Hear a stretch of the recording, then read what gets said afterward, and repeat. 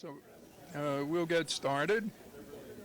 I think it'll be interesting to know one of our speakers for next week, Harvey Alter, is going to be talking about hepatitis E. Just one, it's not on. Hello? Okay, so one of our speakers next week, Harvey Alter from the Clinical Center, won, I think it's the most prestigious award given in Canada, the Gardner Award. And this is really a big deal. Harvey has won all kinds of awards, but this is really something special. And next week he's going to talk about a virus that many of you may not know anything about. It's sort of new on the horizon to some extent. That's hepatitis E. And the other speaker is Jake Liang, who's going to talk about some of the other advances in some of the other hepatitis viruses. Okay, so just for information's sake, anybody in the audience know the circumstances of an American politician, a senator, who used this term, the Golden Fleece, and gave awards each year? Okay, so it was Senator Proxmire, who, I don't know, 30, 25 years ago, went through NIH grants and looked at the titles of the grants and said, you know, some of these are ridiculous. What are you studying? Fruit flies or anything else? And he made a big fuss. And it's the same thing that goes on today. There are politicians who look at the titles of NIH grants, and most of them have apparently very little appreciation of where truly basic biology lays the foundation for medicine and for human health. And of course, that's the purpose of this course, the Brooklyn Bridge, sort of bridging science, medicine, and so forth. So it's interesting that in reading up a little bit about the history of studies of chromosome X, I came upon a Golden Fleece story, which I'd like to very briefly share with you.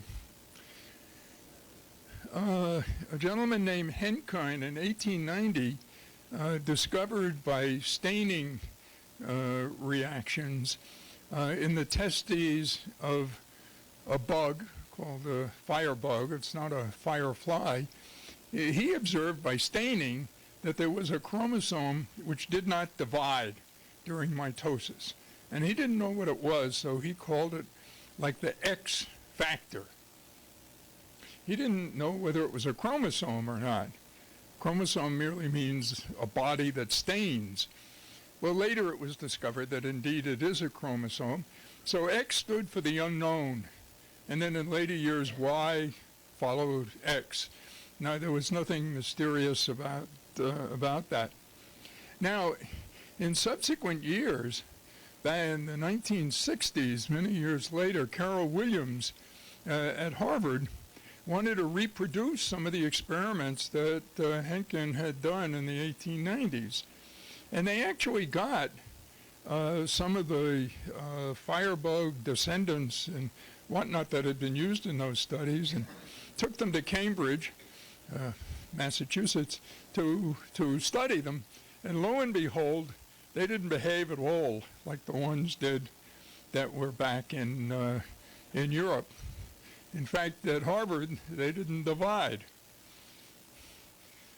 So there was a big search as to why, and they finally discovered it was the absorbent paper on which these bugs were put during the course of their studies, and that came from pulp, and pulp came from trees, and there was a lot of chemicals and stuff that was in it. And finally, and the bottom line of the story is that what Carol Williams discovered was the first pheromone-like substance that influenced in this case, the sexuality of the firebug.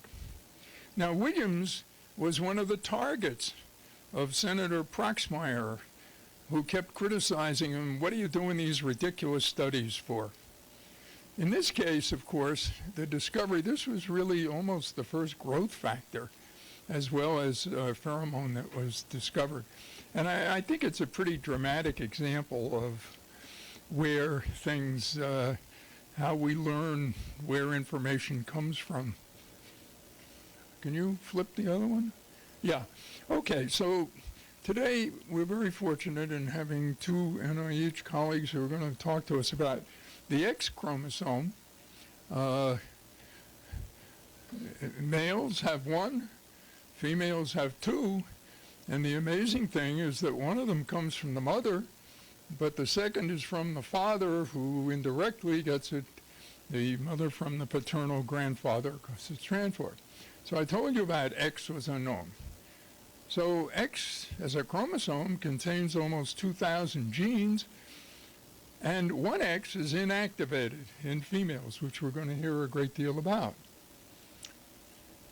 Now, when you think about it, at least when I think about it, sexuality and what separates male, females, is really one of those magic events of biology that is lending itself more and more to understanding at a molecular and cellular level. And its utter complexity makes it amazing to realize that things turn out as well as they do most of the time. Quite remarkable. But what would happen if it didn't turn out that way? If, for example, a male had retained the X and had an XXY, or maybe multiple X's, what does that do to an individual? Well, does it produce a disease? Do they compensate for it? And what's the process in the that eliminates the one X in the case of the male? So what happens in females if they have multiple X's? Well, this whole complexity is increasingly being understood at a much more fundamental level, and at the same time, the discovery of individuals in whom these, in whom the chromosomes are retained, sort of defying the normal pathways that give rise to the proper balance. And that's the subject of today's discussion. So we're very fortunate, as I said, in having two colleagues, and also we're very grateful to a young lady who is a patient who will be presented and illustrate some of the problems.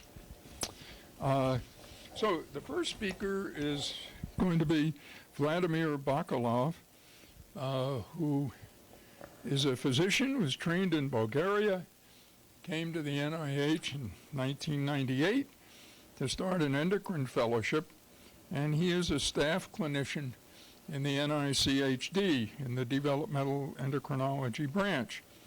And he's been very active and published extensively in clinical aspects of the Turner syndrome, which is what we're going to be focusing on more today. And our second speaker is Carolyn Bondi, who received her medical degree from Boston University, trained in Boston, and came in the clinical endocrinology program here. And in 1995, she became chief of the developmental endocrinology branch. And her research has focused in an attempt to elucidate the X chromosome gene dosage effects that contribute to these gender differences in disease susceptibility. And as we'll learn, there is much disease susceptibility that extends just beyond the genital parameter. So I guess, Vladimir, you're going to speak first.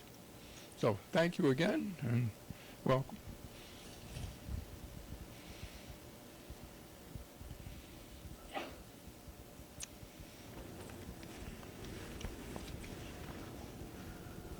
hope this works.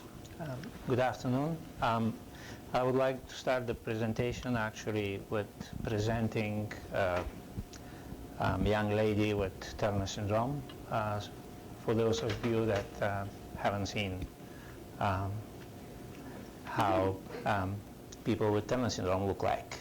So this is Harley Gould. She's one of participants in our study, but she's also active researcher in our study. She has been here for over 3 years, actively helping us in our research. So Harley, how are you? Good, how are you? Okay. Do you have any complaints at this point? Sit down, make yourself at home. No, not currently. No? You feel fine? Absolutely. Okay. When you were diagnosed with Turner syndrome? I was diagnosed with Turner syndrome at birth. At birth? Yes. Okay. Yes. And when did you learn about your diagnosis? At what age? At various points, I was told different aspects of the condition by my parents at sort of age-appropriate levels. So, for example, in kindergarten, well, you're short because you have a condition called Turner syndrome. And as I got older, different parts became divulged to me. And when did you discuss this for the first time with a medical professional? Probably the most specific example would be around 10 in relation to growth hormone therapy and whether I should pursue growth hormone.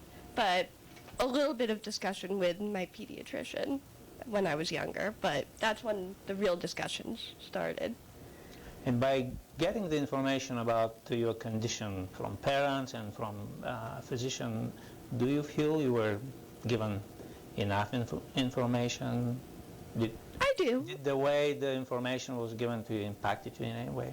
No. It didn't impact me negatively, certainly, only positively in that I knew at that age what was going on. And I'm really glad that I did versus not knowing. Okay, and so you gradually came to realize the nature of your condition. Yes. And what aspects of your condition would you say had kind of most profound effect on your further life or in your kind of perception of yourself? That's a good one. Interaction with- Probably the heart condition in terms of medical, certainly, and Okay. some of the pubertal issues in terms of the social. And Okay. I'm sure that will be discussed also. And do you feel that throughout your life, as you were growing as a younger girl and later as a young lady, did you feel any sort of discrimination regarding your gender or your No. height, anything like that? No, nothing more than little kids on the playground going, "You know you're short?" It's something like that. Okay. But most kids get something like that, so. Would you describe any specific difficulties in life so far that you would kind of relate to the Turner syndrome? Some of the science courses, because I do want to go into the medical field, so that's sort of difficult for me given the learning issues, but that would probably be. Okay. And have you got any kind of help from support groups or society? Absolutely. There's the Turner Society, and obviously the NIH study would be the most important one. Okay. And would you kind of share with the audience some of your medical problems that you would kind of, Sure. again, relate to the Turner syndrome? I have a bicuspid aortic valve, and so I need to get regular checkups, slightly enlarged aorta, related to that. That's a congenital condition that's related to Turner syndrome. Thyroid condition, hypothyroidism, Hashimoto's thyroiditis in particular. Okay. That's the main thing. But you feel perfectly okay right now? Absolutely. All right. So I would like just briefly to show you some of the features that we'll later present during my talk. So if you don't mind, you can stand up. Ask if folks have questions. And once I finish, I'll ask. Yes. Now, one of the major features you can see is the stature. She's not really typical. She's a little bit on the shorter side, but actually most of the older generation patients with Turner syndrome are shorter than her. Another feature, external feature, is the so-called cubitus valgus, or wide carrying angle. And if you don't mind, just to turn around, so you can see another external feature that's called webbed neck, and lower hairline, and a little bit lower set of the ears. So these are some external features that you can see. So with this brief introduction, I conclude the clinical presentation. If you have any questions for Harley. Yes, Did you take growth hormone? I did. And how tall are you? 5 feet. 5 feet on the dot. I took growth hormone for approximately 5 years, from about 10 to 15. Any other questions? She can stay and come back later and have Yeah. more questions at the end, right? Absolutely. What sort of work are you doing? What do you do? Right now, I'm currently taking some pre-medical courses as part of a post-baccalaureate program and getting my applications ready for medical school. So, Okay. yes.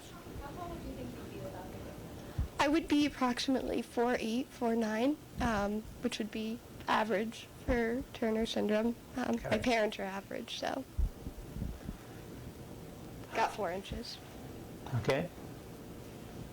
All right. Thank you. And you can, and of course we'll have more questions after that. Thank you.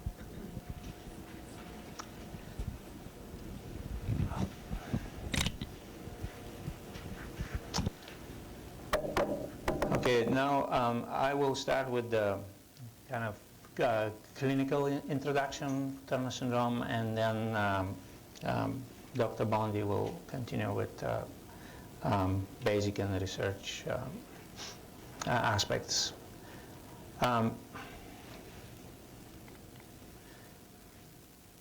Well, Turner syndrome, as you already guess, is a chromosomal disorder, and it's aneuploidy. And it is the only chromosomal monosomy, actually, which is compatible with life. Single cases were initially described, by Nikolai Chereshevsky in 1925 in what was then Soviet Union, and by Otto Ulrich in Germany in 1930, and even the German-speaking medical establishment still uses Ulrich syndrome for Turner syndrome.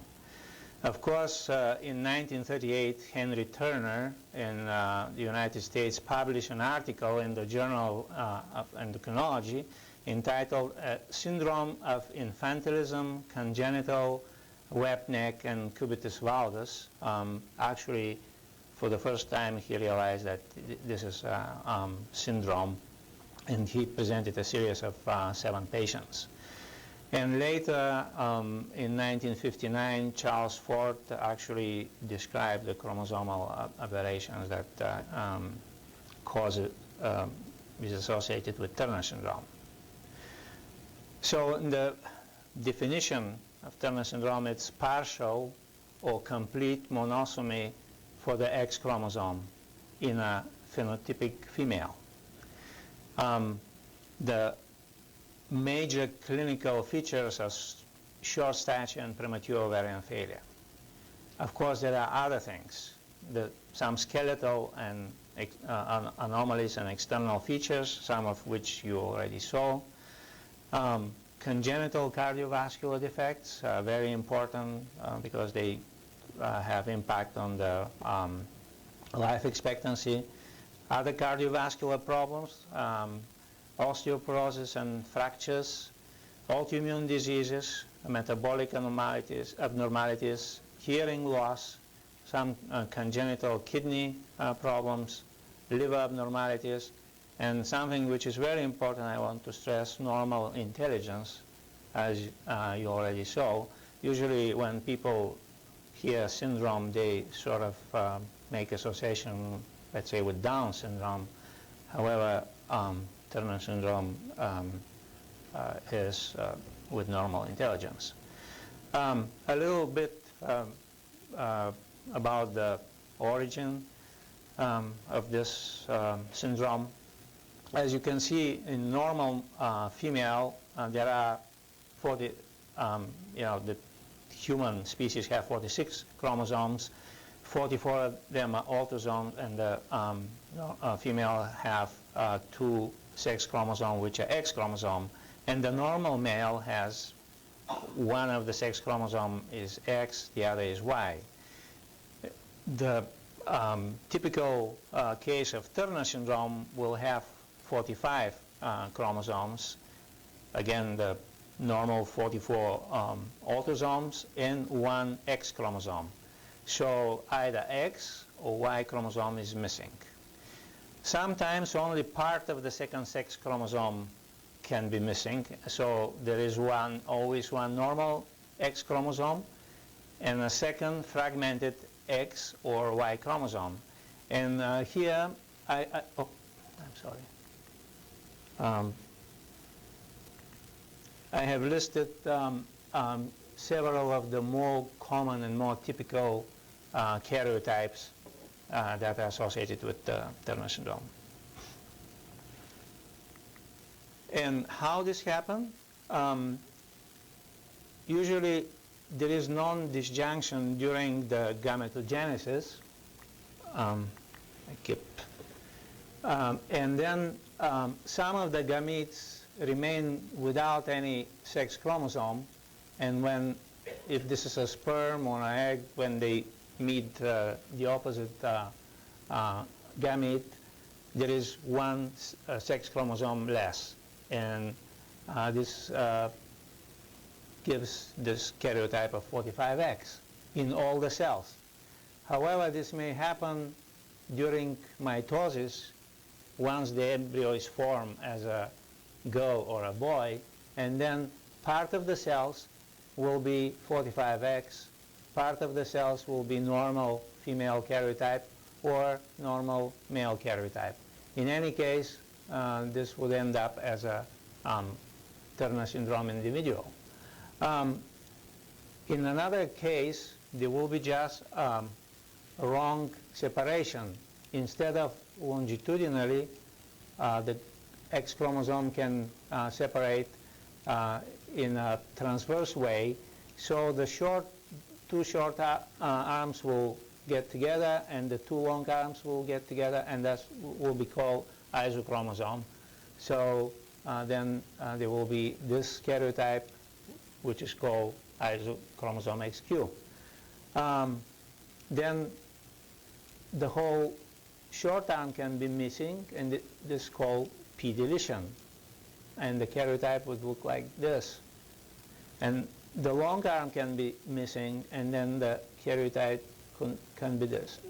So the bottom line is always one normal X chromosome and a second either totally missing or fragmented sex chromosome. And here's the concept of mosaicism. When this event happens during the early embryogenesis, some of the cells would end up to be abnormal, 45X, the rest will be normal. This is when there is a low level of mosaicism. This is half of the cells are abnormal, and this is high level of mosaicism where most of the cells are 45X and there are a few normal cells. Now, what is the epidemiology of this syndrome? 1 in 200 female concepts usually end up with karyotype consistent with Turner syndrome. However, a lot of embryos are lost during pregnancy, and then you have 1 in 2,500 live female births. And this is a sporadic event. There is no association with the parental age, and also there is no any race or ethnicity predilection. And we can estimate that there is approximately 60,000 women with Turner syndrome in the United States. So it qualifies as a rare disease because the definition of a rare disease for the United States is less than 200,000. Or rare condition, I would say. And a lot of, according to a study in Denmark, still only part of the people are identified with Turner syndrome. It's getting better with the years, but at least 1/3 are not identified and not diagnosed. Now, our study started in 2001, initiated by Dr. Bondy, and until now we have seen over 455 patients ages 7 to 70, and what we are doing is comprehensive metabolic, cardiovascular, psychological evaluation, and over 160 patients we have admitted several times as a follow-up study. And this study had two major goals. One was clinical, to study the medical needs of girls and women with Turner syndrome and develop methods for early diagnosis and prophylaxis, and thus increase the quality of life and life expectancy of these patients. And of course, there was a scientific goal to study fundamental principles of human X chromosome function in a natural haploinsufficiency model. And here's the age distribution of our patients. As you can see, the majority are adult patients because the focus of our study was mostly what happens in adults with Turner syndrome. For the diagnosis, the most important thing is the karyotype. And here you can see how a typical Turner syndrome karyotype looks like. Here all the 22 pairs of autosomes, and here there is only one sex chromosome, which is X chromosome. The second, either X or Y, is missing. So this karyotype, together with the mosaic containing normal female karyotype, is approximately found in 65% of the individual with Turner syndrome, and other X chromosome or Y chromosome deletions or fragmentations are found in 35%.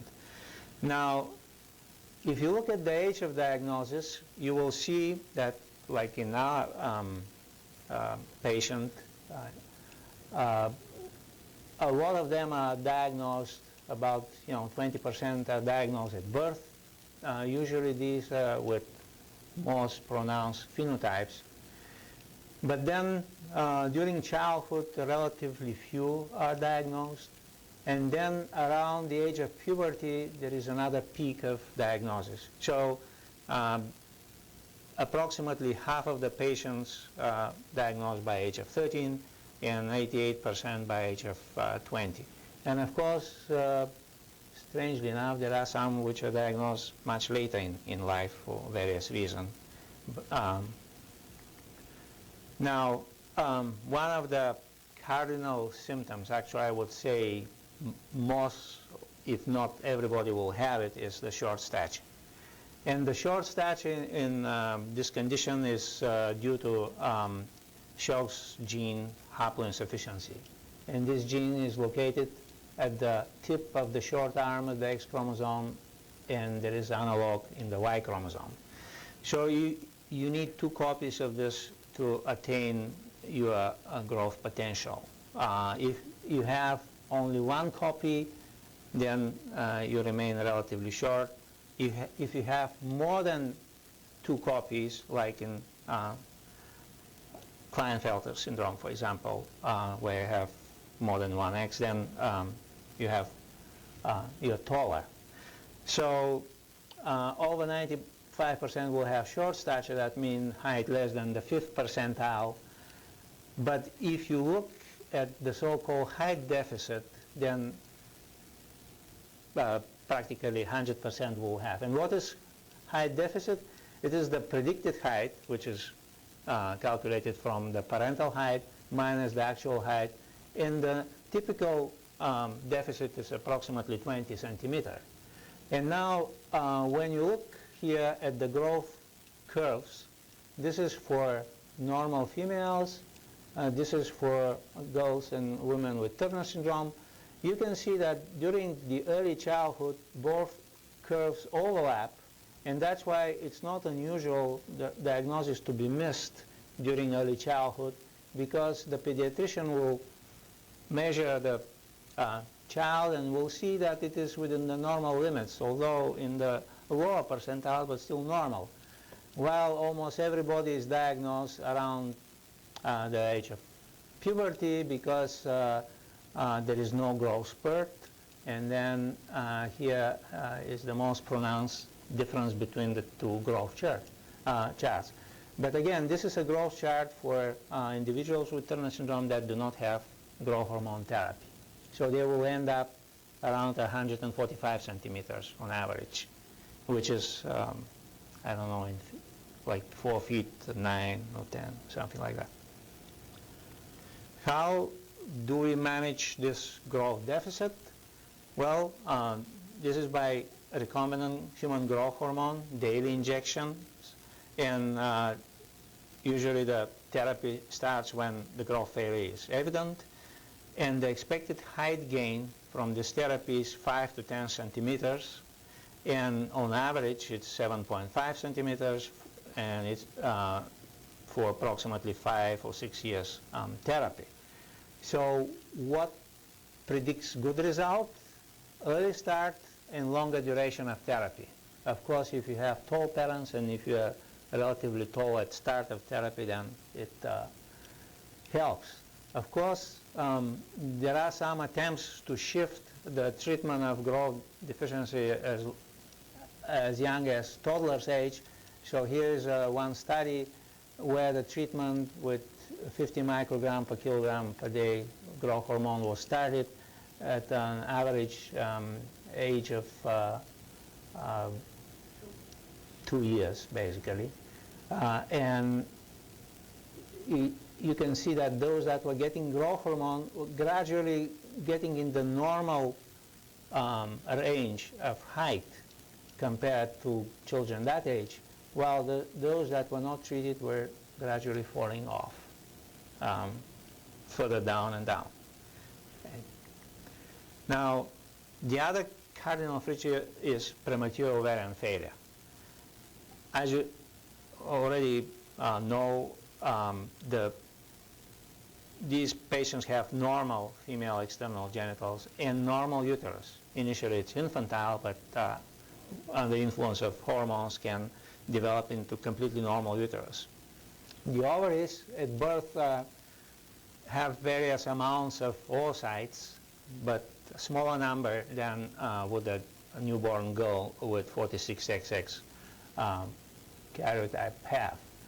And very early in life, a lot of these follicles that contain oocytes are lost.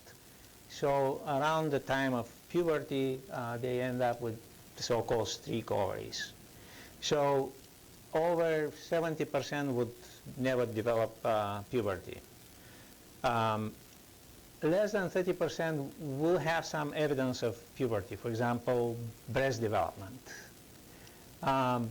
Approximately 15% would experience menarche, but less than 5%, just exceptions, will remain menstruating in the early adult life and eventually will be fertile and have children. So over 95% will need hormone replacement therapy to develop and maintain femininity and sexual function, also for bone health, to prepare for pregnancy if they wish that, and also possible other benefits of estrogen therapy. And this hormonal replacement therapy consists of estrogens and progestin. Some could be either the natural estradiol or progesterone or other synthetic equivalents. The usual puberty induction of those that do not develop spontaneous puberty is around the age of 12, and the hormonal replacement therapy usually should continue by age 45, 50. And of course, there are a lot of fertility issues that some of these patients want to discuss, and this is only less than 5% would have spontaneous pregnancy, so the most viable at this point option for the rest remains the IV techniques with donor egg, and there are some new research done in oocyte retrieval, if there are any, at very young age, and trying to freeze this and use them later in life. And of course, adoption remains always a possibility. Now, how some of the external features come. This is a fetus with Turner syndrome with massive lymphedema. And as you can see, this lymphedema central later in life gives this neck webbing, the pulling down of the ears, low hairline. Also, part of the ears, the eyes have down slanting angle. There is some puffiness of the hands, of the feet that in some patients remain, hyperconvex and upturned nails. All these are kind of consequences of this intrauterine lymphedema. Some of the other external features, like this cubitus valgus that we demonstrated, the relatively short neck, high arch palate, short fourth and fifth metacarpals and metatarsals, some wrist deformities, shield chest, scoliosis. All these are thought attributed to a certain extent to this SHOX haploinsufficiency that gives also the short stature. And there are some other interesting things. A lot of them have numerous nevi, unexplained why. Now, these external features and these major features described so far, like the short stature, ovarian failure, don't have any kind of major impacts on the health and life expectancy of these patients. But there is, at this point, a registered premature mortality in Turner syndrome, which is 2 to 4 times increased. And mainly it is due to complications of congenital heart disease, ischemic heart disease and stroke, and metabolic abnormalities, mainly diabetes. So the screening for cardiovascular disease is very important in our patients, and it was one of the major focuses of our study. So every newly diagnosed patient with Turner syndrome needs comprehensive cardiovascular screening. And women that have been diagnosed as children, when they transfer care to adult physician, should also have be re-evaluated for cardiovascular problems.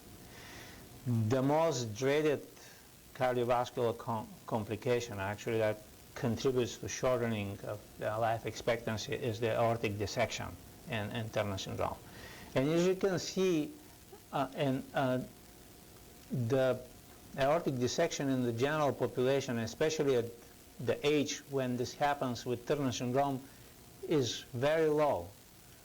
In Turner syndrome, aortic dissections are not only high in prevalence, but they happen at young age. And they affect the ascending aorta. In the population, it affects mainly the descending aorta and happens at old age. Now, here's one of the more common, actually the most common congenital anomaly in Turner syndrome. That's called bicuspid aortic valve. This is a section of the heart.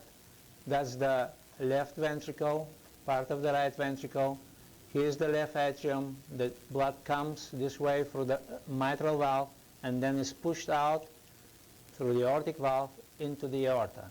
Now, if we look a section here through the aortic valve, that's how a normal aortic valve looks like. It has 3 leaflets. However, in Turner syndrome, 2 of these leaflets are either fused completely or partially, giving the so-called bicuspid as opposed to tricuspid aortic valve. And when you look at this image in the MRI, you can see that when this tricuspid valve opens, the blood flow looks like a triangle during the systole, and here it looks like a fish mouth when it is a bicuspid aortic valve. This diagnosis is possible with a cardiac MRI. The cardiac MRI is very important for diagnosing other abnormalities during, in the aortic arch. Mainly, another typical complication of Turner syndrome called coarctation of the aorta, narrowing of the aorta. So you can see clearly here this narrowing, okay? And this is how a normal aortic arch looks like. This has narrowing. Also, if you look at the ascending aorta, it's in this part it's quite dilated compared to this one. So this is typical for Turner syndrome. So the cardiac MRI screening that was initiated here at NIH actually turns, was very much adopted into practice. We have screened over 400 asymptomatic girls and women with Turner syndrome, and in 50% we found significant cardiovascular abnormalities. The most common, as we mentioned, is bicuspid aortic valve. We have approximately that much of dilation of the ascending aorta. 10% have extremely large aortas called aneurysm, and then in up to 15% we found coarctation, and in 12% partial anomalous pulmonary venous return. All of these things, the dilation and the aneurysm were diagnosed when we adjust for the small size of these women, because the absolute diameter of the aorta isn't too big, and many traditional experts in the field would dismiss it as dilated, but when you correct for body surface area, it really is huge and can be called aneurysm. So the importance of the cardiac MRI cannot be underestimated at all. So it diagnoses a cold but clinically significant coarctation, aneurysm of the ascending and sometimes descending aorta, chronic dissection in one patient, for example, anomalous pulmonary veins, and which is most important that it was able to detect abnormal aortic valve in 15% of the cases that were not diagnosed with the much widely used and cheaper method called echocardiography. So this is a must test in Turner syndrome. And how do we predict the risk of complication? If you have abnormal aortic valve, if you have hypertension, if the ascending aorta is more than 3.5 centimeter, and if the aortic size index, so this normalized by body surface area, is over 2.5. And of course, pregnancy is an extremely risk factor for, big risk factor for aortic complication in Turner syndrome. Now, the other aspect is osteoporosis and fracture. So there is this low skeletal mineralization was noted by Dr. Turner early, and at least 2 mechanisms can contribute to this, either estrogen deficiency or skeletal problem due to this SHOX deficiency. And one epidemiological study from Denmark shows increased fracture risk for all ages in Turner syndrome. And we kind of looking at the bone sites that are affected by osteoporosis, identify two types of bones. One that are so-called mainly trabecular bones, like in the spine. These seem to be very sensitive to estrogens. So if a woman with Turner syndrome takes regular estrogen replacement therapy, they tend to have normal-looking spine. But if they do not take estrogen therapy regularly or at all, like in this 37-year-old woman, there is a compression fracture of this vertebral body, and also this is a little bit affected. So the estrogen replacement is important for maintaining trabecular bone. What about the long bones, or the so-called mainly cortical bones in Turner syndrome? Well, it looks like it's a very specific Turner thing. If we measure the bone density here, where the bone is mainly cortical, you see these patients have very low bone density. It's lower than the lower limit of normal. This is the kind of normal distribution by age. But in the same patient, if we measure this section here, which is mainly trabecular bone, because this patient was taking regularly hormone replacement therapy, the bone density of this section is pretty normal. And for comparison, this is a woman with ovarian failure but normal karyotype that also takes hormone replacement therapy. Her cortical bone is normal and her trabecular bone is sort of slightly low but still within the normal age. So this cortical bone defect is something specific for Turner syndrome, and probably is important for some of the fractures that they sustain during life. So the estrogen replacement therapy is the major determinant of bone health, and timely initiation is very important, and also exercise, calcium intake, and vitamin D. And of course, the patients have to be educated about the risk of osteoporosis. We've noted that there are a lot of autoimmune diseases in Turner syndrome. The major is the thyroid autoimmunity, as Hashimoto's thyroiditis, that causes hypothyroidism, and you can see how much it exceeds the prevalence compared to the general U.S. population. Other diseases that we found to be much more prevalent in Turner syndrome compared to the general population is ulcerative colitis, Crohn's disease, and celiac disease. And as you can see, our patient had thyroid problem.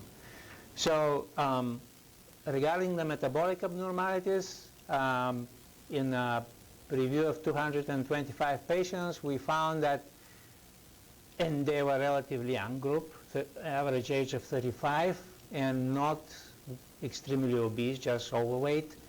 12% have already been diagnosed with type 2 diabetes at that age, and we found 13% more, and this is typical for the population everywhere. Half of the patients are not diagnosed with type 2 diabetes, although they have it. So overall, the prevalence of type 2 diabetes in this population is 25%, while for the same age range, the females in the United States have something like 5.56% prevalence of type 2 diabetes. And another 25% have impaired glucose tolerance, so overall 50% have abnormal glucose homeostasis. They also tend to have higher bad cholesterol and also more atherogenic particles. The diabetes in Turner syndrome is sort of unique because it's not like in the majority of patients with type 2 diabetes. It's not associated with insulin resistance, but with very decreased insulin secretion. And also it tends to be milder, easy to control, and non-pharmacological interventions are very helpful because they apparently cannot handle large amounts of sugars and carbohydrate meals, so they should be avoided. Now, what about the psychological outcomes? As you can see, they have normal intellectual development. And when we compared our study population with the average, and this was done by Harvey, with the average female population in the United States, so we found that they have more bachelor's degrees, more advanced degrees than the US population, and were much more employed by the kind of average US population. And which is interesting that similar findings seen also elsewhere. So it's kind of very optimistic outlook for this population. So if we look in summary, what we have is this height deficit, the premature ovarian failure, some of the external features which are found in probably less than 30%, are really obvious. Congenital cardiovascular defects with big impact on their longevity. Other cardiovascular problems like hypertension and early atherosclerosis. Osteoporosis, autoimmune disease, metabolic abnormalities, hearing loss that I didn't discuss, but as they age, there is a sensorineural hearing loss of uncertain etiology, but definitely associated with Turner syndrome. Congenital kidney abnormalities, something that we call horseshoe kidney, is common, usually doesn't cause problems. If there is urinary drainage abnormalities, it usually is corrected surgically. Liver abnormalities in 30%, abnormal liver tense and normal intelligence. And if we have to summarize the management, the short stature and the ovarian failure was covered. About the heart, they need the cardiac MRI and cardiology consult, and the prevention of this dilation of the aorta is not clear how it should be done, but we wanted to do a study that didn't happen, but we feel that angiotensin angiotensin 2 blockers or ACE inhibitors would be a good. The thyroid is treated with levothyroxine. If they develop hypothyroidism, hearing loss, they should all undergo audiometry and periodically and use amplification if necessary. There is nothing unusual about the treatment of hypertension if it shows up. But again, we prefer this group of medication for treatment of hypertension in Turner syndrome. The osteoporosis we covered. The metabolic screening is done by measuring lipids, hemoglobin A1C, and C-reactive protein. For the liver, we still don't know much, except that sometimes the liver tests are abnormal. And for celiac disease, we screen by measuring tissue-specific transglutaminase antibodies, and if we discover them positive, usually put them on a gluten-free diet. And that's the end of my talk, and of course, I would like to thank Dr. Bondy for organizing this study and allowing me to participate in the research. And these are the two people in Dr. Bondy's lab, and a lot of patients and students and nursing staff was also involved in the clinical part of the study. Thank you for your attention. Okay, thank you very much. We have time for a few brief questions, and then we'll have time at the end for more extensive ones. Yeah. Is the missing X or deformed X usually the fault of the father or the mother?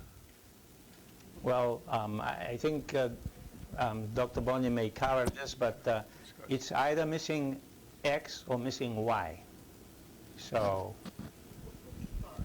it could be the father, could be the mother, yes. And more commonly, it is a little bit more missing comes from the father. Okay. All right. Well, yes. All right. Are there any mechanistic clues for the high prevalence of immune disorders?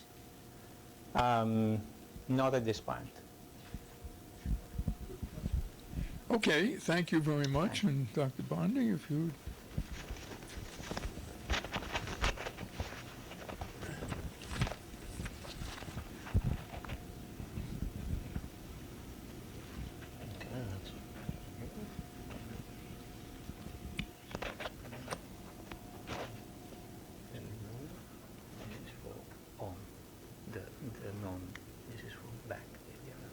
Well, I was going to try to use the pointer.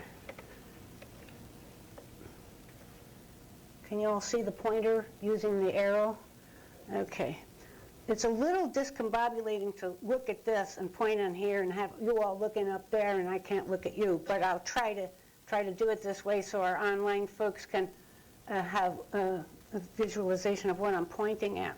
So in this next half hour, I wanted to give a little bit of discussion and update about what we know about human sex chromosomes and their contributions to major gender dimorphic development in a normal sense, you know, cognitive and cardiovascular risk, and then susceptibility to gender differences in diseases. As someone mentioned, autoimmunity is a big one. But the one that we've focused on is ischemic heart disease.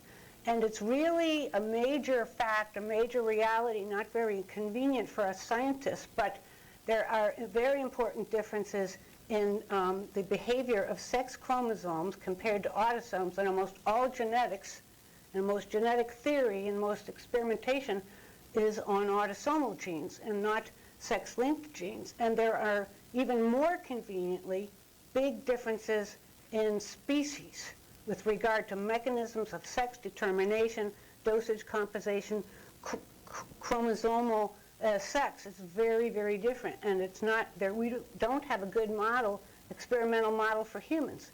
And so we'll talk a little bit about dosage compensation, exon activation in humans, sex chromosome anomalies and what they tell us about genes that apparently do not get exon activated. And if we have time at the end, I'll talk about some of our work on that suggests there's important X chromosome imprinting.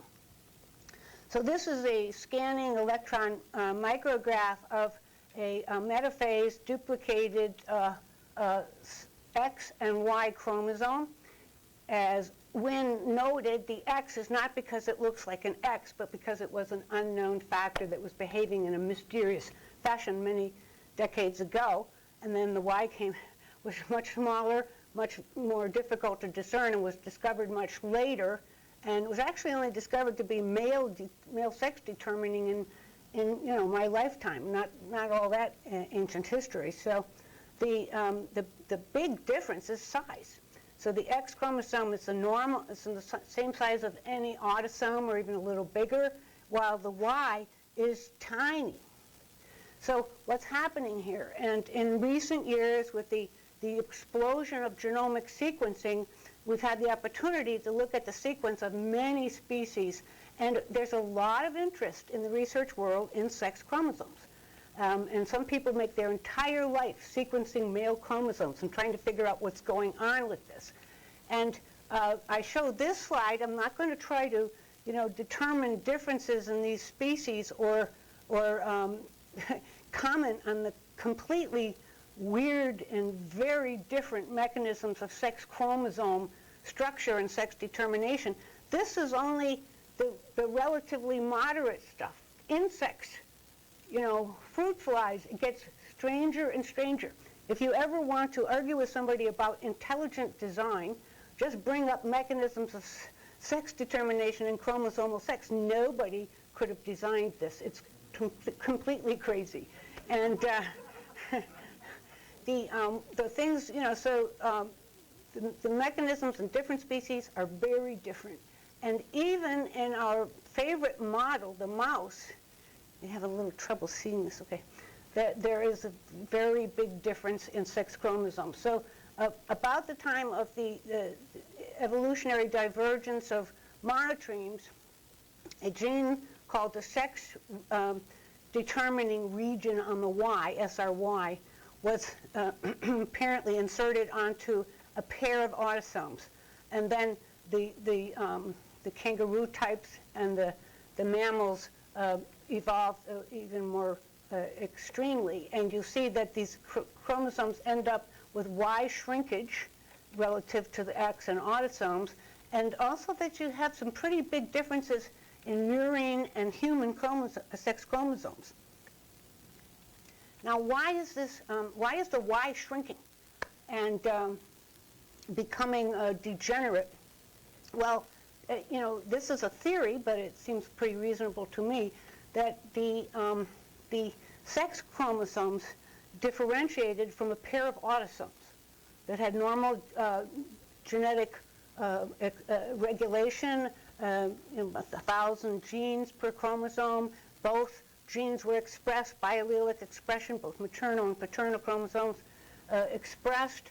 And then somehow, at some point in time, this SRY gene, a mammalian male sex chromosome, a male sex determination gene appeared, this SRY type of gene. And here it's illustrated as a purple male determining gene. So if these chromosomes undergo the normal process of pairing and recombination during gamete formation, what will happen to the male sex? It will get spread back and forth with the other mated chromosomes. So evolutionarily, so-called sex antagonistic genes appeared flanking the SRY gene. And there were inversions that moved the SRY gene up and down on the Y chromosome. So this trying to prevent recombination led to antagonistic recombination blocking sequences on the Y and to some extent on the X that prevented recombination. What happens when you prevent recombination? Genetic deterioration.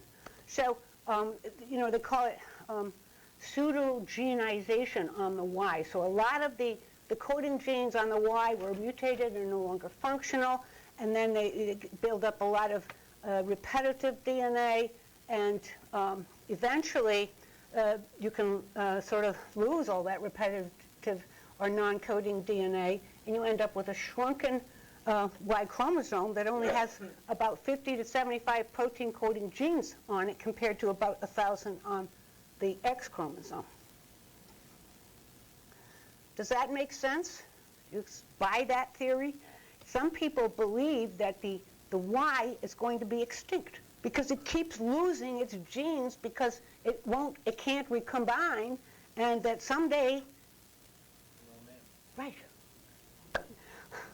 So there's a lot of discussion in the world of Y chromosome biology about whether it's actually going to go extinct or whether there'll be a purifying, I can't remember what it is. The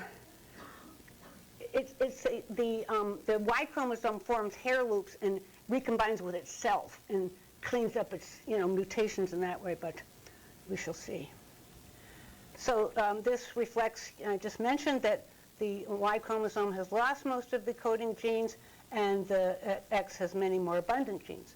So we arrived at a situation where the Y is very small, has very few genes, and men have only one X, while women have two, or males, have two, and males have one X chromosome, and females have two. So are females going to have twice as much gene expression related to the X chromosome, brain development, immune system function, and so forth?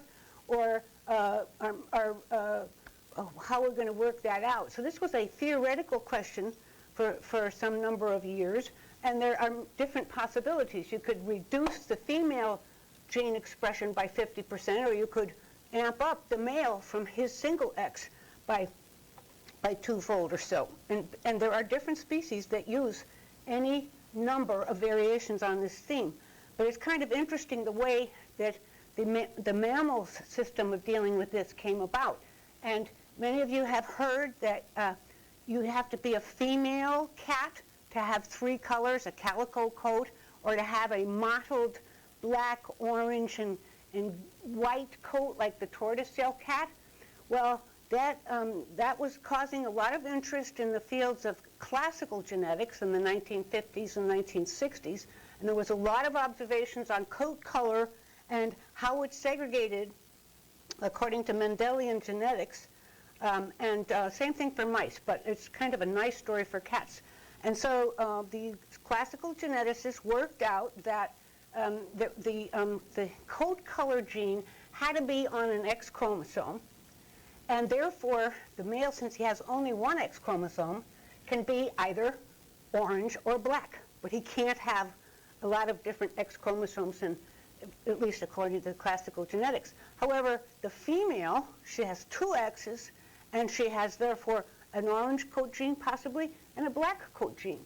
And how do you explain turning up as a calico? Well, geneticists were thinking about that. I don't know if Mary Lyon was the first one to come up with a very good hypothesis to explain it. Probably was in the air at the time, but she wrote a beautiful paper on how that happens. So the concept of random X inactivation during embryonic development leading to somatic cell mosaicism for X-linked traits in females is that concept. So that was a kind of a beautiful deduction of a major genetic fact, just looking at classical genetics and a calico cat, and then also mice that have coat color genes.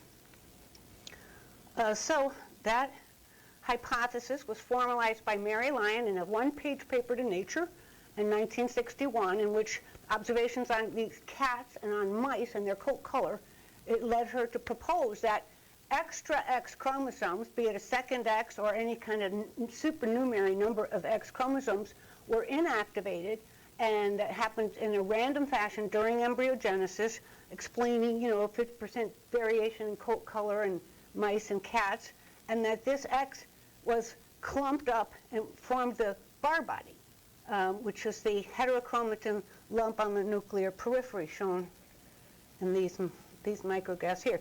This, of course, used to be used as a female sex determining and genetic test to take epithelial cells, stain them, and look for the bar body. So in more recent years, mechanisms of X inactivation have attracted a lot of interest, and this is a pretty well-accepted mammalian mechanism for how this happens. On each X chromosome is an X inactivation center, and this produces a long non-coding RNA called the X inactivation specific transcript, or XIST, and that RNA in a cis fashion coats one of the X chromosomes. So the X that produces XIST, it coats it up and down, as illustrated here. And then this somehow leads, and it's not well understood at all, to a more permanent and inheritable pattern of X inactivation, where there's methylation, which I guess is the little pink dots, and then there's modification of histones to make it unfriendly to transcription and inactivate the chromatin into a heterochromatin state. So DNA methylation and then modification of histones to move it to an inactive status. That is, the current concept of X inactivation in mammals. Most of the work has been done in mice, and a lot of the work in mice has been done in embryonic stem cells in mice. So it's an open question whether this applies to humans and the normal process of embryogenesis in humans. In fact, there's quite a bit of evidence to suggest it's not that relevant. It's there, XIST is there, but it's produced from both X chromosomes in humans, and so exactly how it works is not clear. So some of our clinical observations, now we've established that we have to have X inactivation to prevent females from having a double dose of potentially harmful X chromosomes compared to men, and that we see a lot of evidence that this is the case. But what about people who have extra sex chromosomes? If all these supernumerary X's are actually inactivated, there should be no phenotype with people who have odd numbers of sex chromosomes. And Klinefelter syndrome is one example, and this is pretty common. 1 in 500 boys have it. A phenotypic male, because he has the Y with the sex-determining gene, and he has tall stature because he has 3 copies of shocks, and mild cognitive and behavioral issues that are not too well characterized, and gonadal failure, usually in the late teens. What about triple X? This is, again, probably 1 in 500 women, usually not diagnosed, only picked up in screening studies more often. Phenotypic female, tall stature, but nobody knows if you're like 5 inches taller than your genetic potential. It doesn't really attract a lot of attention. Again, mild cognitive and behavioral issues. And in the triple X, premature menopause. Not absolute infertility, but pretty characteristic premature menopause. That is somehow how they get picked up, by going to the reproductive clinic in their mid-30s saying, I'm not ready for menopause, and then they do a karyotype. What about, you've probably heard about a super male, an XYY male.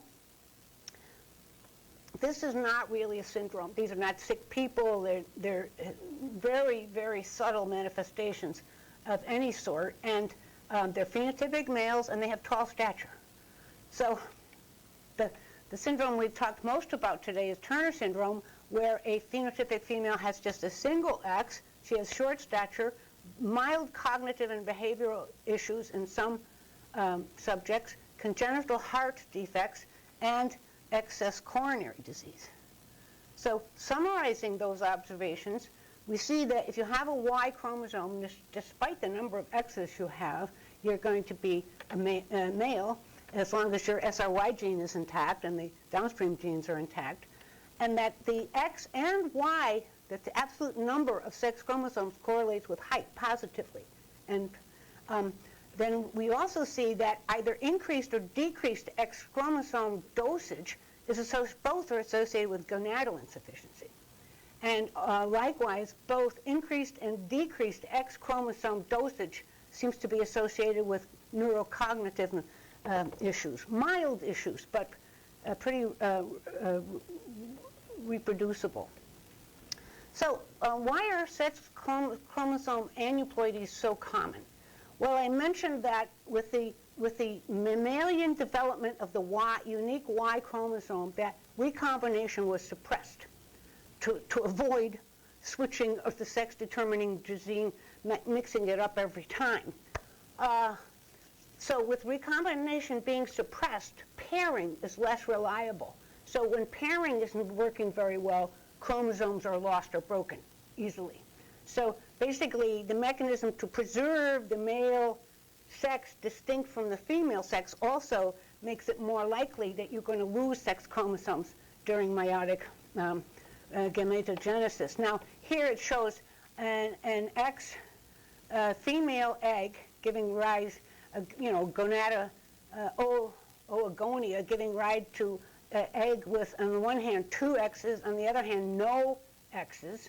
So this can give rise to, if it gets a paternal X, a female with Turner syndrome.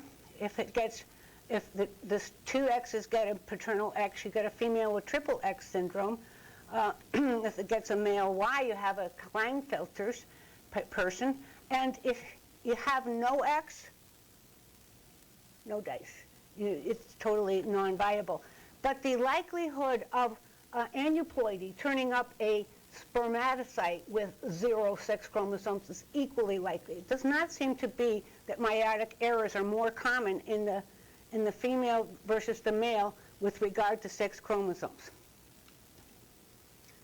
So we're going back to Turner syndrome or monosomy for the X chromosome. One of the very first questions is, if the second X is completely inactivated, according to the Lion hypothesis, why should there be any phenotype at all? Well, the leading hypothesis is that there are some genes represented on both X and Y that are biallelic expression, 2 doses of which are essential for normal development. And the other possibility, which we've also been interested in, is that since 46XX women, we are mosaics. We have a a diverse portfolio of X chromosome gene expression. Some cells it's from the father, some cells from its mother. So if there was an imprinting of the parental X, you could have a phenotype related to being monosomic for an X. Anyway, the genes that are represented in 2 copies have been characterized in the human's pseudoautosomal regions. And they're located on the terminal portions of the short arm, called PAR1, here on the X and here on the Y. And you can see them microscopically, again in metaphase chromosomes, where the yellow is a fluorescent immunosignal for a active histone formulation. So there's active transcription here at the tip of the P, and over here in the short arm proximal region, and a little bit here at the tip of the Q.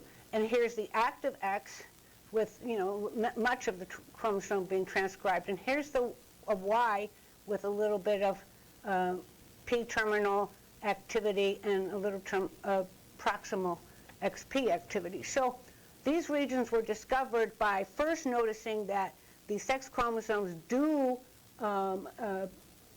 pair during meiosis. They have to pair, or there would be no proper segregation of sex chromosomes at all, but they pair at these very restricted regions at the 2 distal ends. And that turns out on sequencing, and these regions have been extremely difficult to sequence. They're still not sequenced in many species, the pseudoautosomal regions. And that's because the recombination rate is astronomical, and the males keep changing their sequences, and it's really difficult to sequence in a straightforward manner. In any case, these regions, as indicated by this immunofluorescence, and by this cartoon, escape the process of X and activation, and there's a much higher resolution photomicrography showing a kind of like a cloud of X chromosome chromatin with little hair-like excrescences coming out that stain for active transcription. So the majority of the chromosome is sitting in the heterochromatin coated with methylated promoters, see here, and coated with repressive histones. And then there can be a little part of the gene that gets out of that heterochromatin, has lost the promoter methylation, and has active transcription going on. So Dr. Bakalov mentioned the pseudoautosomal gene shocks. It's not important that we consider how this gene works. It's a homeobox gene. It's involved in long bone growth. And it is dosage sensitive on sex chromosomes. The more sex chromosomes you have, the taller you'll be, up to a point after which you tip over and can't get any taller. But lowering the dosage of sex chromosomes also makes you shorter. This was discovered by studying people who had point mutations or microdeletions and were being evaluated for short stature. It wasn't determined from Turner syndrome, but it's pretty conclusive. Now, this gene is important because it supports my concern that there's not a lot of conservation of PAR1, which is very important for humans. This is from actually an NIH website called Garfield, which has the feline genome on it, and it's the latest version of the cat X chromosome sequence. That's used as the reference, and then the homologous blocks are shown down here. Closest is the dog, next closest is the human. The chimp and the gorilla and the macaque are not that close, and the mouse and the rat have basically no pseudoautosomal region relevant to ours. That's a big problem because the mouse is our common model for these things. So the presence or absence of PAR1 really tracks the phenotype for Turner syndrome. And mice who don't have PAR1, shown here, are fertile, normal-sized, and have normal survival to be born in a normal ratio and a normal survival postnatally. So it seems to have almost no effect in mice. And it's also interesting because that means that aneuploidy per se isn't fatal. In other words, having an imbalance of sex chromosomes isn't just some non-specific problem. It seems really to implicate pseudoautosomal genes present in the human and maybe in other species like the cat, who also has a Turner phenotype practically identical to the human. So this just further explains the attrition of PAR1 in mice. The PAR1 genes that are in the human, there's about 25 known protein-coding genes here. There's probably other transcripts that are important, non-coding RNAs and so forth. But the genes from the mouse pseudoautosomal region have migrated to other chromosomes, or they're not present in the mouse genome at all. And in particular, SHOX is not present in mice or rats. This is an error. It was a similar gene, but not exactly the same gene. And so that explains why they have no phenotype. But it's important to remember that important genes are sometimes present on human sex chromosomes, but not represented in the mouse. We have mapped deletions in people with Turner syndrome to show where the congenital heart disease locus is, and we've shown it's on from the distal portion of the short arm, XP terminal half, and we suspect very strongly it's a pseudoautosomal gene, but haven't been able to further define it. Here's one of our most informative patients had a break here at this locus in the X chromosome, and thus we've focused on genes telomeric to that as candidates. Okay, so I'm not going to have time to talk about ischemic heart disease, and so I will just end here, but get to my thank you slide. Thanking my fellows and colleagues and the different institutes at NIH and the NIH clinical staff and all the girls and women and their families that participate in our protocol. Thank you.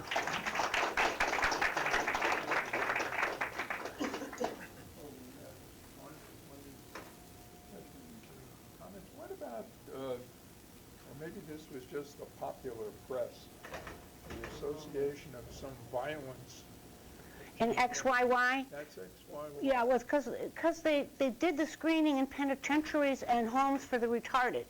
And so because they were taking samples from those people without their, in the days before patient protections came in, they were sampling people who had no choice. They were just doing genetic studies on them. So when they did it in a at-home population in the UK, they did cytogenetics on about 5,000 males.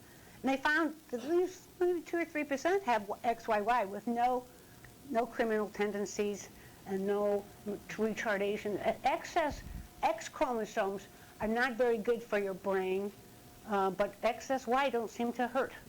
There's a lot of X-linked brain genes. The most common form of mental retardation is X-linked mental retardation.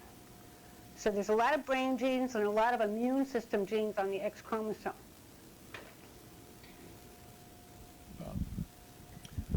You mentioned how X deletion, so 0Y is not viable. Are there partial XYs that are viable and have any been seen? Not without you mean somebody with an intact normal X chromosome? No, a partial. And no? In a Y. No. So you're saying a male with an X deletion, a small, A partial. they're not very well tolerated. Males do not tolerate X chromosome deletions at all well, because many of those genes are essential to their life. But there are probably little micro deletions in the long arm that are tolerated. But you need a pretty intact X chromosome to survive, at least one.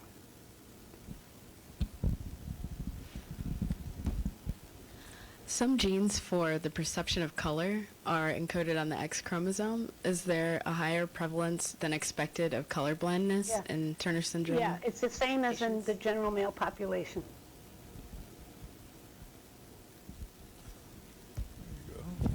And any X-linked gene disease, like hemophilia or glucose 6-phosphate dehydrogenase deficiency, the prevalence in Turner syndrome is the same as in the general male population. Very tall men, basketball players over 7 feet and so forth, for the most part, are they multiple Y or are they just normal XY that happen to be tall? That's a very good question. I don't think anybody's screened them. But one possibility is, in some cases, people are using strategies like growth hormone treatment to get people taller during their teenage years. So do we have an idea from any sequencing on the X chromosome as to what the clues are about the mechanisms for particularly these cardiovascular effects? Like, for example, one thought went through my mind that is the coarctation pathologically the same in Turner's as it is when it occurs elsewhere? Does anybody know bicuspid aortic valve and coarctation? Is that a male or a female problem? The bicuspid? Yeah. It's a female problem, No, isn't it's bicuspid and coarctation are about 5 times more common in men than women. And so that's intrigued people given X chromosome issues. So what I think, and I've published it as an opinion several times, but we can't prove it, is that there's a high recombination rate in the male par 1 because of the Y chromosome goes about 7 or 8 times higher recombination than XX pairs. And I think that makes them more prone to mutations or deletions. So I think that the high rate of bicuspid valve and aortic coarctation in males is due to a Y chromosome instability, and that it must be a pseudo-autosomal gene present on both X and Y. It's not the haploinsufficient state in Turner syndrome uncovers a huge propensity towards this congenital problem. So I'm hoping that people now that it's, the sex chromosomes have been in a black box, at least particularly the Y, is so difficult to sequence. The pseudo-autosomal region is not on any genome-wide arrays. It's not been subjected to a linkage analysis in the past because it's just a troublesome area. And so I'm hoping in the future now they'll start looking for Y chromosome deletions, mutations in the much more common males with bicuspid aortic valve. 2% of males have bicuspid aortic valve, so that would be ripe for the picking. Are there any clues, though, as to, beyond the genetic, from the functional standpoint of what the etiology of this propensity for coronary heart disease and extraordinary ascending aorta, dissections, coarctation? Not really.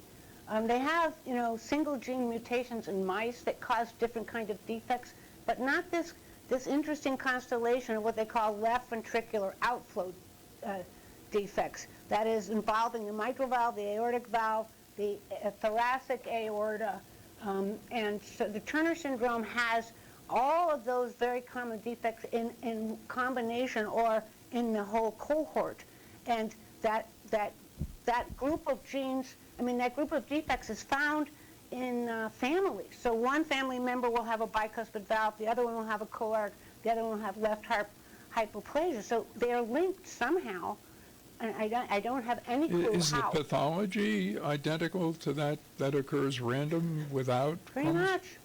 But aortic dissection is associated with aortic intimal degeneration, and aortic media degeneration is kind of a non-specific finding.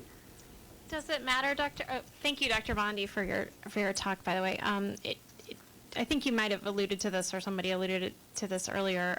Does it matter where the X came from in terms of the mom or the dad? Like if it's the maternal X or Well, it doesn't matter in the congenital heart defect. In other words, the frequency of bicuspid valve is 30% in XM patients and XP patients.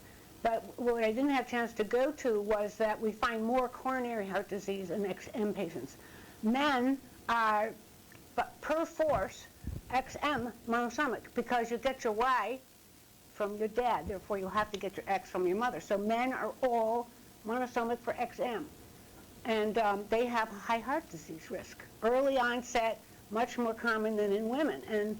and they, males start showing calcifications in their coronary arteries by the age of 30, in an epidemiological study. So why is that? Well, it's not estrogen.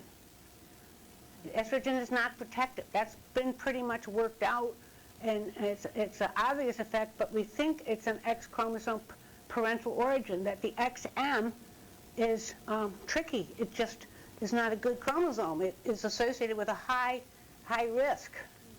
See, so our patients who have a maternal X have a more android pattern of abdominal adiposity, and they have a more coronary calcifications at a young age, very similar to men, whereas the XP patients have no calcifications and have a much better metabolic profile. So we think like the XP is protective and the XM is risky for coronary disease. Now why that would be, I have no idea, but could be related to some early function of these X chromosomes in placental development, or some type of vasculogenesis. Or so any questions for Dr. Bakalov on the clinical aspects, or for Harley on what it's like to have Turner syndrome? So how do you diagnose celiac disease in a person with Turner's? Is it any different from the way it would be in the general population? No, not at all. But because we know of the higher prevalence, we just screen this.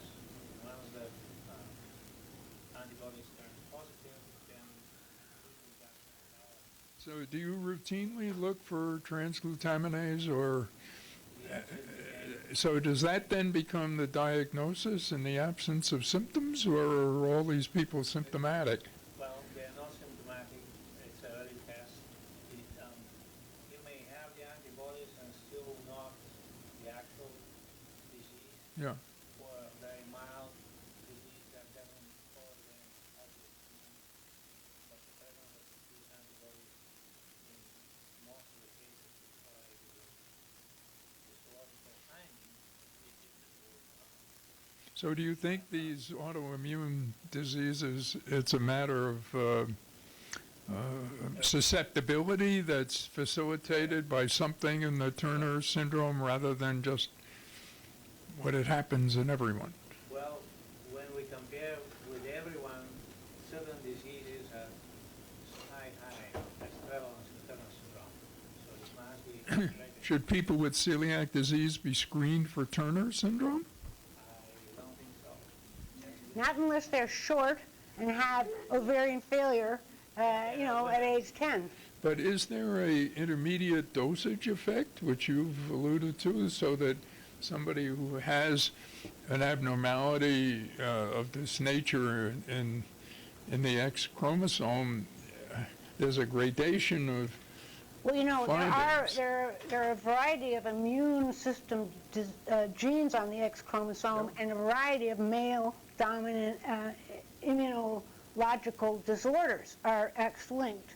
So it seems like a reasonable conclusion that there's some issue related to the specific genes, but we don't know what it is, and we have looked. Does this explain why women are smarter than men? Well, there are scientists really interested in studying the cognitive differences on all these different sex chromosome dosage situations to elucidate, but it nothing obvious has turned up at all. In fact, at one point, it was suggested by a very bright guy who noticed that autism and ADHD and schizophrenia were like 3 times more common in males, and that it's totally independent of sex steroid hormones. It manifests itself in young boys well before puberty, and many studies.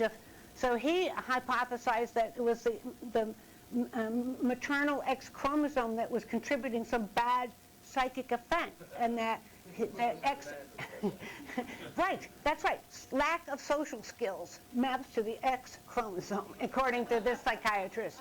Autism and schizophrenia are just one spectrum of male bad behavior, poor social skills. So one person had that hypothesis that XM girls would have poor social skills and be rude and have, more cognitive problems than XP girls.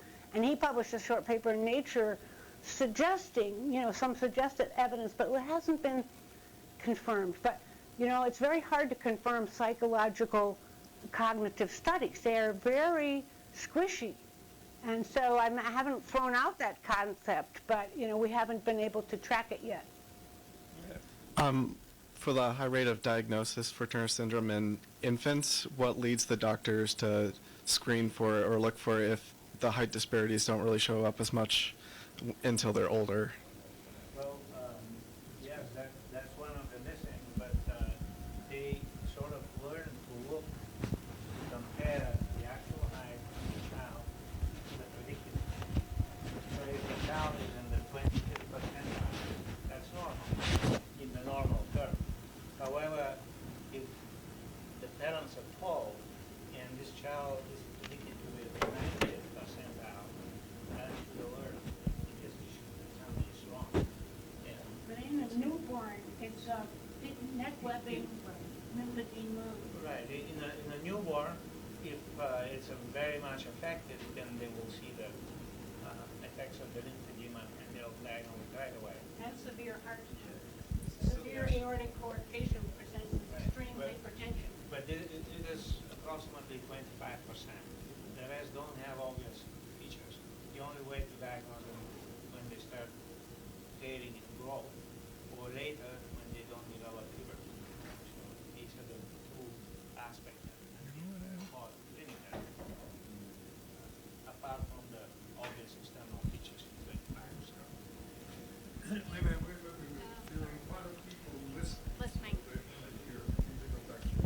Oh, I was going to ask about prenatal diagnosis. Do you see a lot of prenatal diagnosis now with advanced maternal age, and what do you see that affecting the numbers at all? Yes. That's a little bit of a loaded question. That's actually true, and very unfortunate. It's one reason we try to make lectures on a very good quality of life, good achievement in people with Turner syndrome. And for some reason, yes, sex chromosome anomalies are extremely commonly detected in prenatal diagnosis. And people have a tendency to terminate these pregnancies because, I don't know if syndrome frightens them and they think Down syndrome, or somebody says heart defects, they think the child will be in a hospital, or I don't know what it is. But in Europe, they're definitely having a declining number of people with Turner syndrome due to terminations, because screening is so widespread now. It's not even just older mothers, it's anybody who asks for it, basically. So is the increased incidence or recording, is that a reflection of increased awareness, or is there something in our environment, radiation, drugs, toxins, all the bad things, that in some way is influencing chromosomal inactivation? I think that a big reason for increased diagnosis today is a marketing campaign by pharmaceutical companies to sell growth hormone. And this was a huge educational campaign that saturated pediatric doctors and nurses and practices all across the country with, check a short girl, check her karyotype. And so I think that the growth hormone companies looking for a market actually did a good service in a lot of educational efforts from, say, whenever recombinant growth hormone was first developed by Genentech, I think it was about 1986 or so. Yeah. What do you think, Dr. Bakalov? Yeah, around that time. But that pushed, actually, the diagnosis of short stature became a diagnosis, basically. Because it was a treatment. Because, yeah, there is a treatment. But as it turns out, it's not a major life-changing thing for girls and women with Turner syndrome, and maybe Harley would confirm, but... Yeah, Harley, do you think you're better off being 5 feet than you would have been if you were 4'8"? I'm personally happy that I took growth hormone, that I did research, and there was no confirmatory evidence that there's any change in life In terms of education, life and marriage, things, and employment. profession, that height didn't seem to matter. But almost every person I know with Turner syndrome is much happier being closer to 5 feet than they are 4'6". 4'6" is very short. People pick you up. You're in physical jeopardy of being stepped on and pushed around it. And driving may be impossible. Even something like driving, right? You may need a special apartment with all the, so I think it matters, but we haven't really been able to make a cost-effective argument for it. At least there doesn't seem to be any downside. So all of this happened before the baseball players discovered growth hormone, is that right? Exactly, Now exactly. it's shifted away. It's got a bad reputation now. Hi, I just wondered, there's another X chromosome related, cooperated with a disease called Fragile X. That one usually given the mental retardation, but the physical feature is pretty normal. So did you have a study, comparison study about these two syndrome, Turner and Fragile X, found a relationship about those mental and physical features, the kind of. You want to answer the question? Well, there are many X-linked genes that can be mutated and then show up as male mental retardation, but the fact the female is mosaic. Remember, she has random X inactivation. Oftentimes, if one of the chromosomes is damaged or has a expanded FMR or something like that, it'll be that one that's preferentially inactivated. So the female has a choice between two X chromosomes. And if one of them is sick and mutant, she can express the other one and overcome an X-linked defect. So the Fragile X is usually on one site in the chromosome, and it involves an expansion or a shrinkage of some repeat regions and doesn't affect the rest of the X chromosome. So it doesn't influence much of the phenotype that I'm aware. I don't really know a whole lot about it other than... It was a matter of interest of the group that studies premature ovarian failure, and it looks like the expansion of these repeats before it reaches the real mutation, this pre-mutation, somehow is associated with premature ovarian failure. But this is from positive sex test. So we don't know how. I had a question. You were talking about the difficulty in the meiosis and going to the mitosis when you're following the chromosomes. Question that I have is there an increased level of premature births in Turners? Are they more often premature babies?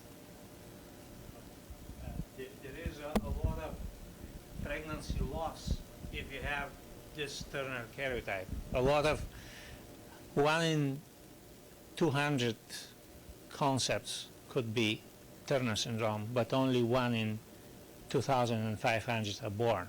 So a lot of those are non-viable.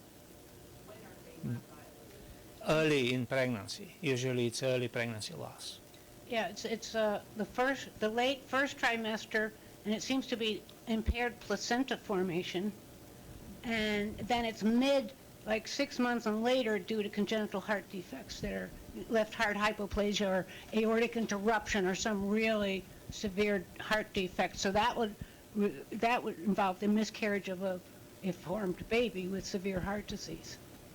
But otherwise, full term and prematurely born, I'm not aware that it's increased incidence. Okay, well, I want to thank you on behalf of all of us. It was really very exciting and informative. Thank you very much. It was a pleasure, and thank you very much. Best of luck to you. Best of good fortune. That's wonderful.